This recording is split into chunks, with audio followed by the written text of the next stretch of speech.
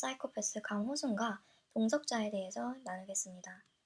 사이코패스는 한국말로 반사회적 인격 장애라고 하죠. 소시오패스와 사이코패스는 요즘 굉장히 핫한 토픽 중에 하나로 보여지는데요. 이 두 가지의 공통점은 자기중심적, 공감 능력은 없고 후회도 하지 않습니다. 죄책감도 없습니다. 하지만 소시오패스와 사이코패스에는 다른 점이 분명히 있습니다. 소시오패스는 굉장히 계획적이고 분명한 목적과 동기가 있습니다. 그 행위를 했을 때 철저하게 자기에게 어떠한 이익이 주어져야만 합니다. 하지만 사이코패스는 굉장히 충동적이고 즉흥적이고 일반 사람이 보기에는 동기가 없어 보입니다. 보통 그것을 왜 했는지 물어보면 그냥 하고 싶어서 했다. 날 이상하게 쳐다봤다. 이렇기 때문에 동기가 없는 것처럼 보입니다. 보통 묻지마 살인이 여기에 속할 수가 있죠. 그리고 또한 사이코패스는 상대방을 상당히 통제하려는 성향이 있습니다. 그런데 이런 사이코패스에도 성향이 있습니다. 유명한 유영철, 정남규, 강호준 이 모두 3명은 공통적으로 사이코패스 연쇄 살인마들입니다. 하지만 유영철, 정남규는 같은 성향을 띠고 있고 강호순은 이 둘과는 다른 성향을 띠고 있어요.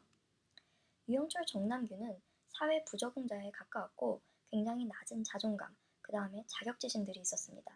하지만 강호순은 화려한 언변, 매력 또는 성적 자신감들이 있었고 이것을 바탕으로 4번의 결혼과 동거를 반복을 합니다.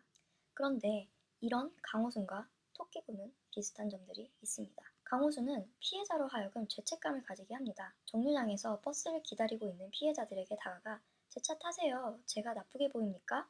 하면서 죄책감을 가지게 하면서 그 차를 타게끔 해서 범행 장소로 이동을 합니다. 그런데 동석자도 비슷한 방법으로 손정민군으로 하여금 미안한 마음을 가지게 하고 한강으로 나오게끔 하죠.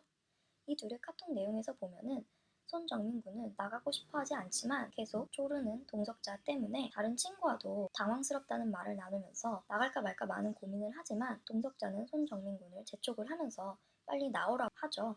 그렇기 때문에 굉장히 오랜만에 연락한 동석자에게 차마 거절을 할 수 없어서 그날 손정민군께 한강으로 나가게 됩니다. 두 번째, 강호수는 가발 등을 이용해서 변장을 해서 현금을 인출을 합니다. 그런데 동석자도 이와 비슷하게 본인이 아닌 척, 블랙아웃인 척 바닥에서 구릅니다. 이 되도 않는 할리우드 리액션. 이 영상을 보면은 동석자가 연기를 한다는 것을 알 수가 있습니다. 보면은 굉장히 똑바로 걸어가죠.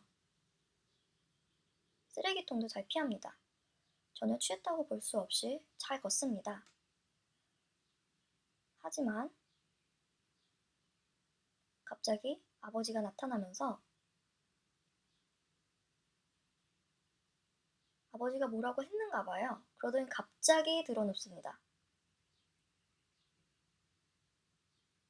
가발과 블랙아웃의 근본적인 이유는 결국에 같습니다. 현재 상황을 무마하려고 할 수 있는 하나의 장치입니다. 본인이 아니라는 것을 부정하거나 위장해서 무마하려고 한 정황을 볼 수가 있죠. 그리고 실제로 동석자는 결국에는 블랙아웃으로 밀고 가서 본인이 기억을 하지 못한다 라며 지금 현재 모든 상황들을 피해갔습니다. 또 강호순에게는 마지막 피해자를 태웠던 차가 결정적 증거였는데 이 증거를 인멸하기 위해서 차에 불을 지릅니다. 그런데 동석자 역시 바로 신발과 옷, 족적과 DNA를 가지고 있는 결정적 증거를 인멸을 하죠. 이 신발과 옷에 관한 비디오는 제가 따로 만들었으니 자세한 내용은 제 에피소드 7을 참고하시길 바랍니다. 또한 강호수는 체포되고 난 다음에 프로파일러 권일용님께 만나자마자 물을 달라고 심부름을 시킵니다. 이 상황에서 권일용 프로파일러님께서는 뭐라고 하셨냐면은 상당한 신경전이 있었으며 이것은 자신을 통제하려고 했던 강호순의 의도라고 말을 했습니다. 그런데 이와 비슷하게 토끼군은 정민군을 철저하게 통제를 하려고 했었던 성향이 보이는 게 이들은 그날 밤 총 6번의 구매를 합니다. 그 중에서 4번을 손정민군이 내게 하죠. 다시 말씀드리지만 사이코패스는 철저하게 자기중심적, 공감 능력은 없고 후회하지도 않고 죄책감도 없습니다. 토끼군은 손정민군 아버님을 만났을 때 손정민군 아버님 말씀이 신발, 옷, 더러워진 것만 이야기하더라고요.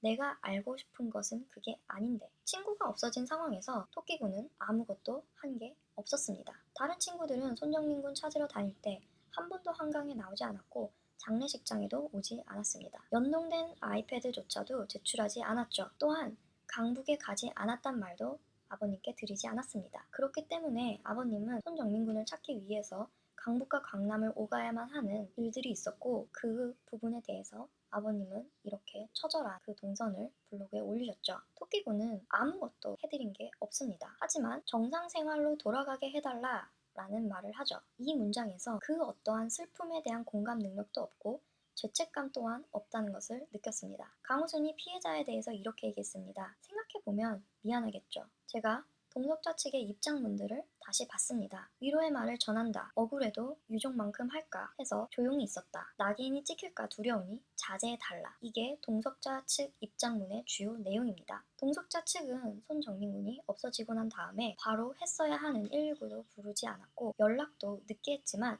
입장문 전문에 그 어디에도 사과는 없었습니다. 단 한 번도 죄송하다는 말은 없었습니다. 그렇다면 입장문을 추린다면 생각해보면 너가 힘들겠지. 내가 더 지금 힘들어졌거든? 그러니까 그만하고 난 정상생활로 돌아가야 돼. 그러니까 널 고소할 거야. 이렇게 볼 수가 있습니다. 철저한 자기중심적, 공감 능력 없고 후회 또한 없습니다. 죄책감도 그 어디에서도 찾아볼 수 없는 입장문이더라고요. 그런데 제가 왜 사이코패스를 넘어서 연쇄살인까지 갔을까요? 이 연쇄살인범들은 자기가 익숙해진 수법을 바꾸는 일은 거의 없습니다. 영화에서도 종종 나오는 말이 있죠. MO, modus operandi.